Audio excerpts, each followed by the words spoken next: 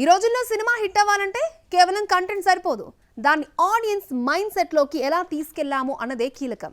అదే విషయాన్ని ప్రతి సినిమాతో ప్రూవ్ చేస్తూ వస్తున్నాడు డైరెక్టర్ అనిల్ రావిపూడి. ఇప్పుడు మెగాస్టార్ చిరంజీవి హీరోగా తెరకెక్కుతున్న మనశంకర వరప్రసాద్ గారు ప్రమోషన్స్తో ఇండస్ట్రీ మొత్తం దృష్టిని తన వైపుకు తిప్పుకున్నాడు. అసలు ఈ ప్రమోషన్స్ ఎందుకు స్పెషల్గా మారాయి?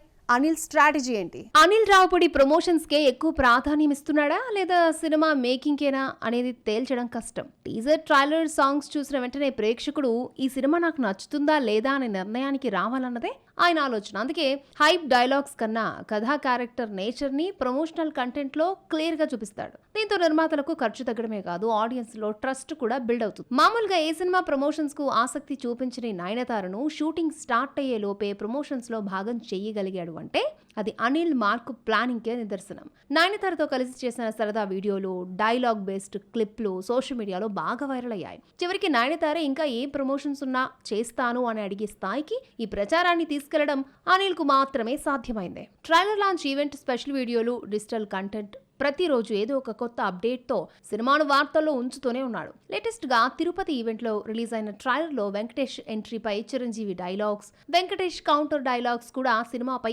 ఆసక్తిని మరింత పెంచాయి. తానేమనుకుంటాడో అదే నమ్మి చేస్తున్నాడు. తర్వాత ఫ్యాన్స్ వార్, ట్రోల్స్ పట్టించుకోకుండా తన పని తాను చేసుకుపోవడమే అనిల్ స్టైల్. ఈ ప్రమోషన్స్ వల్ల మనశంకర వరప్రసాద్ గారు సినిమా సంక్రాంతి రేసులో హైలైట్ అవుతోంది. చిరంజీవి చాలా కాలం తర్వాత చేస్తున్న ఫ్యామిలీ అండ్ కామెడీ ఎంటర్టైనర్ కావడంతో ఆడియన్స్ లో క్యూరియాసిటీ పెరిగింది. చిరంజీవిని ఒక అభిమాని ఎలా చూస్తాడో అలాంటి వింటేజ్ లుక్ లో మలిచి ఈ సినిమా చేశారని చెప్తున్నాడు అనిల్. అంతేకాదు, చిరంజీవి తన అభిమానిగా ఎలా చూశాడో క్రియేటెడ్ వీడియోస్ లో కూడా చూపించాడు. ఇప్పుడు సినిమాపై భారీ బజ్ క్రియేట్ అయింది. తన మార్క్ ప్రమోషన్స్ తోనే సినిమాల హిట్ రేంజ్ ను ఒక మెట్టెక్కిస్తాడనే మాట మరొకసారి వినిపిస్తోంది. కంటెంట్ కు ప్రాధాన్యం, ఖర్చు తగ్గించే స్మార్ట్ ఐడియాస్, క్రియేటివ్ ప్రచారం ఇవన్నీ కలిస్తే అది అనిల్ రావిపూడి ప్రమోషన్ మార్క్. ఇప్పుడు ఈ హైప్ ను సినిమా ఎంతవరకు మ్యాచ్ చేస్తుందన్నదే అసలు పరీక్ష.